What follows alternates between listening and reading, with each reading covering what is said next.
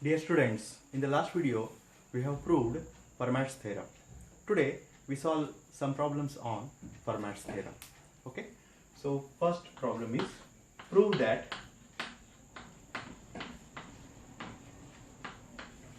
a raised to 18 minus b raised to 18 is divisible by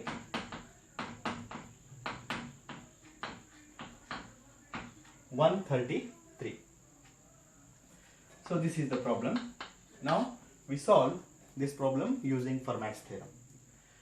Now first write 133 as product of two prime numbers.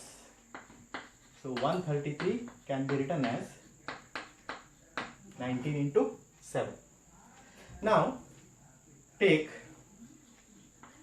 p is equal to the first number, that is 90, and then apply Fermat's theorem by taking a and p is equal to 19. So then by Fermat's theorem,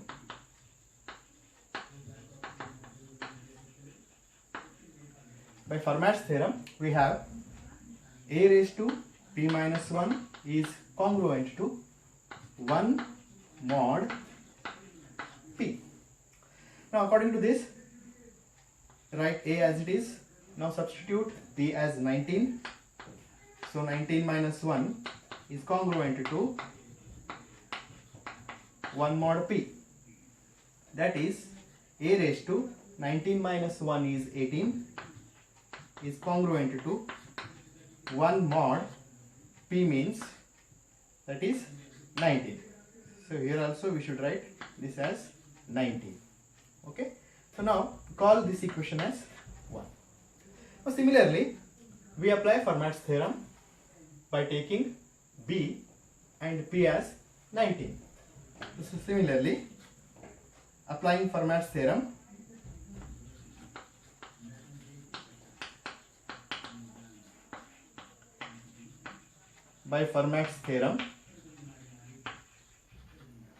we get b to the power of, again p is 19 minus 1 is congruent to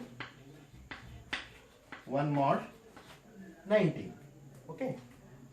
So now this is b raised to 19 minus 1 is 18 is congruent to 1 mod 90. So now this is equation 1. Now call this equation as 2.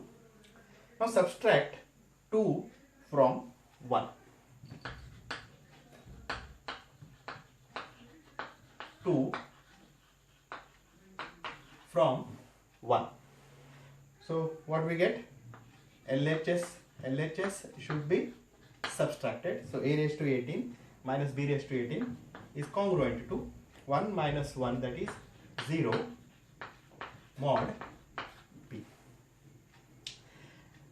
which means that a raised to 18 minus b raised to 18 is divisible by,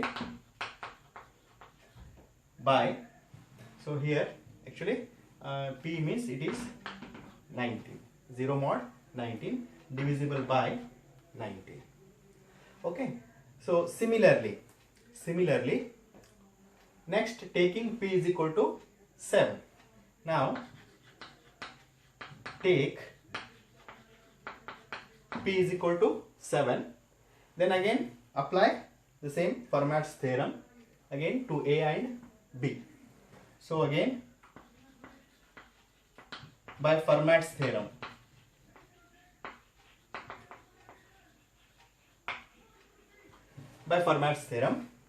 so a raised to p minus 1, so p is 7 minus 1 is congruent to 1 mod 7, or a raised to 7 minus 6 is congruent to 1 mod 7.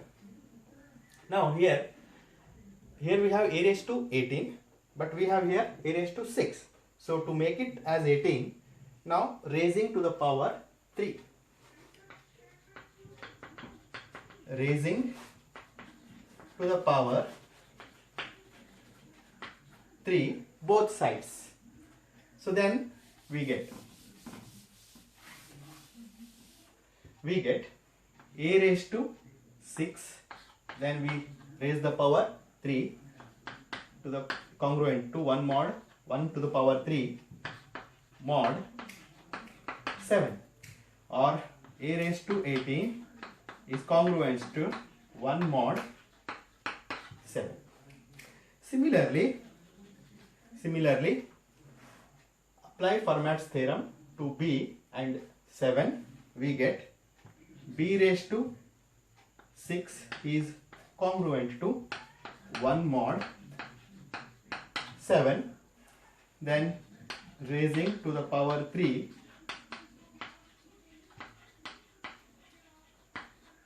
both sides, we get b to the power 18 is congruent to 1 mod 7. Now this is equation 3 and this is equation 4. Subtract 4 from 3. So then we get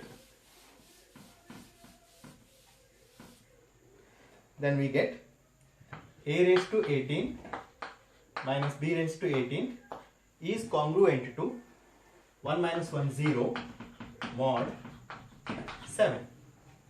So this means that a raised to 18 minus b raised to 18 is divisible by 7. So earlier we showed that a raised to 18 minus b raised to 18 is divisible by 19. Okay. So now combining these two. Now as a raised to 18 minus b raised to 18 is also divisible by that is 19. So a raised to 18 minus b raised to 18 is divisible by the product, that is 19 into 7, that is equal to 133. So therefore a raised to minus b raised to 18 is divisible by 133. So this is how we solve the problem. So let us take one more example on this. Prove that a raised to 16 minus b raised to 16 is divisible by 85. Is divisible by 85. Okay, so we apply the same technique as we applied in the last problem. So here we write 85 as a product of two prime numbers. So 85 can be written as 17 into 5. So now let P is taken as 17. Then apply Fermat's theorem. So we get a raised to 16 is congruent to 1 mod 17. Okay, so by applying Fermat's theorem, a raised to p minus 1, so p is 17, 17 minus 1 is 16, 16, a raised to 16 is congruent to 1 mod 17. Now similarly we have b raised to 16 is congruent to 1 mod 17. So this is 1, this is 2. Subtract 2 from 1.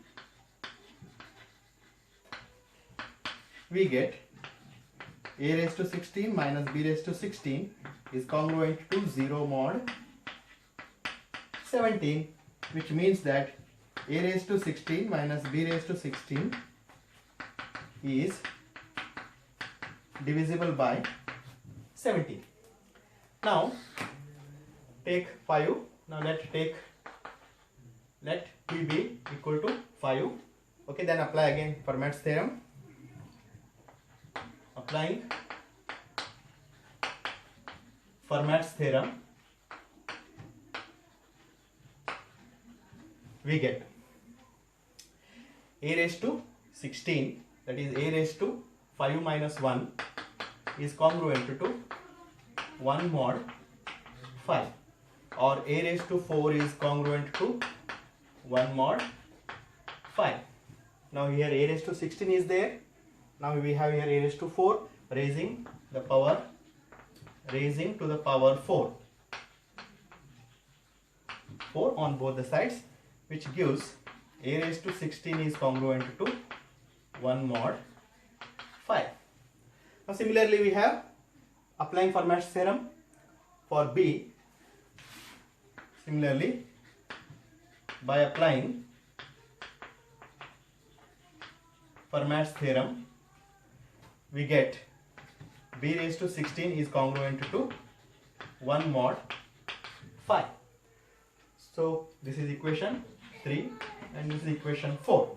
Subtract 4 from 3. Subtract 4 from 3. So we get a raised to 16 minus b raised to 16 is congruent to 1 minus 1 0, that is 0 mod 5, which means that a raised to 16 minus b raised to 16 is divisible by 5. Now earlier we have proved that a raised to 16 minus b raised to 16 is divisible by 17.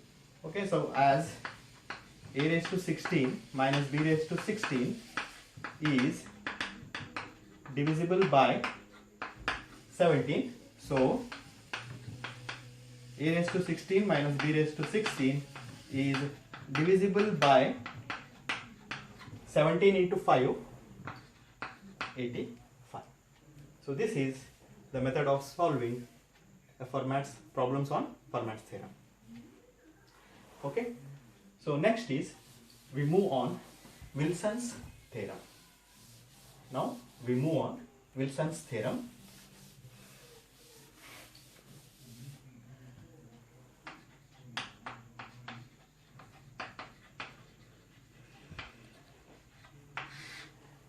We move on Wilson's theorem. So Wilson's theorem states that if P is any prime number, then P minus 1 factorial is congruent to minus 1 mod P. So this is the statement of Wilson's theorem. Now we prove the theorem.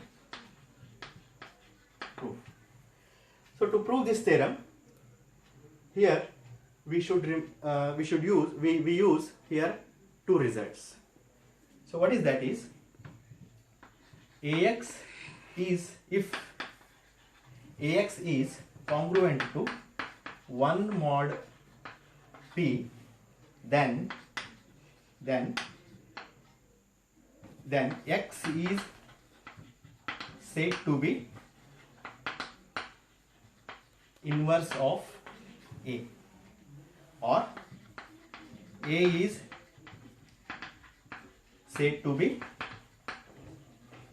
inverse of X. Okay. For example, take 2 and 3. Now 2 into 3 is congruent to 1 mod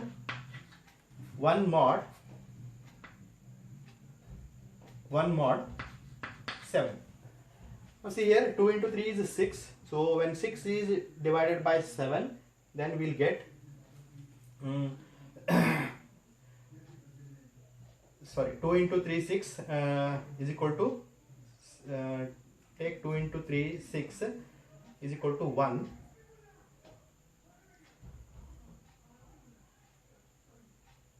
One mod, take some 2 into 3, P is equal to 5. Take P is equal to 5. Now 2 into 3, that is 6. When 6 is divided by 5, we get remainder as 1. Okay, so then 2 is said to be inverse of 3 and 3 is said to be inverse of 2.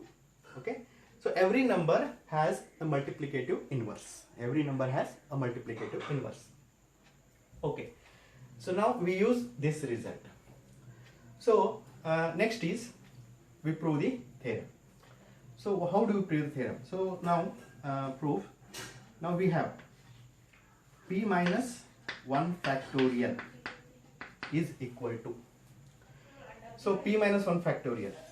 So how do you write n factorial? So n factorial can be written as n into n minus 1 into n minus 2 into and so on up to 3, 2, 1. Right? So in the same way we write this p minus 1 factorial as p minus 1 into p minus 2 into p minus 3 and so on up to 3, 2, 1. 3, 2, 1. Okay. So now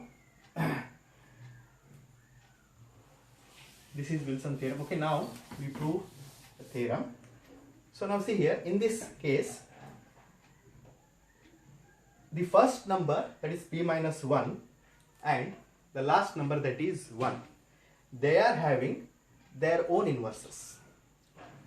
This is true. So p minus 1, the first number p minus 1 and the last number 1, they are having their own inverses. Means what?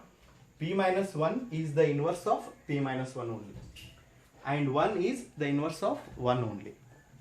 Okay, for example, if you take x square is congruent to 1 mod p, 1 mod p.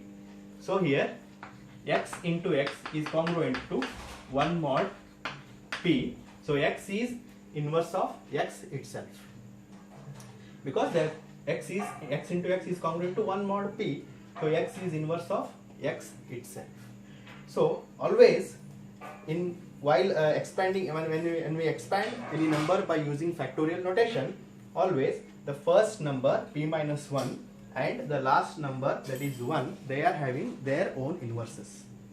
But whereas the numbers between p minus 1 and 1, that is p minus 2, p minus 3, p minus 4, p minus 5 and like that, they all are having different inverses. They all are having a different inverses. Okay, so let me take one example. Let me explain. Suppose that take p as 11. Take p as 11. So now p minus 1 factorial can be written as 11 minus 1 factorial, that is 10 factorial, or this 10 factorial can be written as 10 into 9 into 8 into 7 into 6 into 5 into 4 into 3 into 2 into 1 into 1. Okay. So now in this, as I already told, the first number, that is 10, and the last number, that is 1, they are having their own inverses. They are having their own inverses. Means what? 10 is the inverse of 10 and 1 is the inverse of 1. But whereas the numbers between 10 and 1, that is 2, 3, 4, 5, 6, 7, 8, 9, all are having a different inverses. All are having different inverses, but among these numbers only. They have 2 has the inverse among these numbers only. 3 has its inverse among these numbers only. 4 has its inverse among these numbers only. Okay. For example, how do you check that? Now see here, take the number 2. Take the number 2. So now 6 is the inverse of 2. 6 is the inverse of 2. How means? So just multiply 6 and 2. How much it is? It is 12. Okay. 6 into 2 is 12. Next is when 12 is divided by the prime number 11. P is 11. So 11 ones are 11. The remainder is 1. The remainder is 1. So 6 is the inverse of 2. 6 is the inverse of 2. So as I already stated in the initially, if AX is congruent to 1 mod P, then X is said to be inverse of A and A is said to be inverse of X.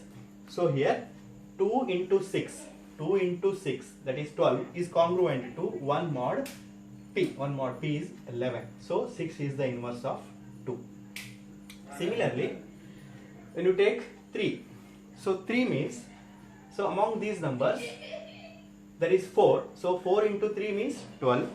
So 12 again when divided by 11 it gives remainder 1. So 4 is inverse of 3. 4 is inverse of 3. Okay. So now these 3 over. Next take 5 number. So 5 we find another number such that 9. So 9 into 5 that is 45. So 45 when divided by 11 it gives 11 for the 44. So 45 minus 44 that is 1. Remainder is 1. So 9 is the inverse of 5. 9 is the inverse of 5. Okay. So like that it gives its inverses among these numbers only. So now what we do is similarly here p minus 1. So we write first as p minus 1, then that is 1 only. Next we write p minus 2. We group the numbers and its inverses. P minus 2 into p minus 2 inverse. Similarly p minus 3 into p minus 3 inverse. Then again p minus 4 into p minus 4 inverse. Okay. So just like it is grouping like this one. So here if you take the example here, so 10 into 1 they are having their own inverses. So write 10 and 1 as it is. So now what we do is 2 into 2 into its inverse. So its inverse is 6. Okay, then into, then 3, write 3 into its inverse. So 3 inverse is 4. Okay, next into, next take 5, then into its inverse means it is 9. So like that we pair the inverses with its numbers. Okay, so then so which gives, so therefore now see here p minus 1 is congruent to p minus 1 itself. Okay, so therefore next consider these two products. Now as initially told, ax is congruent to 1 mod p, then a is inverse of x and x is inverse of a. So now here take p minus 2 and p minus 2 inverse. So p minus 2 inverse is inverse of p minus 2 and p minus 2 is inverse of p minus 2 inverse. So their product is congruent to 1 mod p.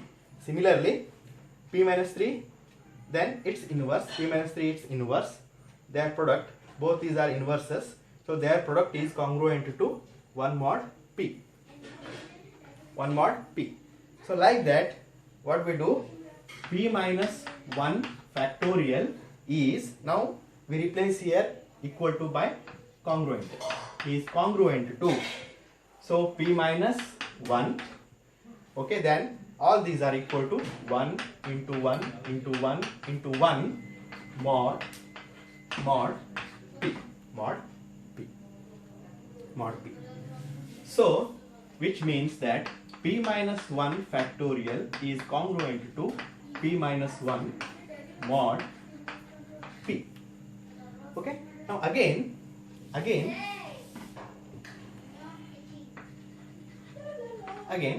p minus 1 is congruent to minus 1 mod p.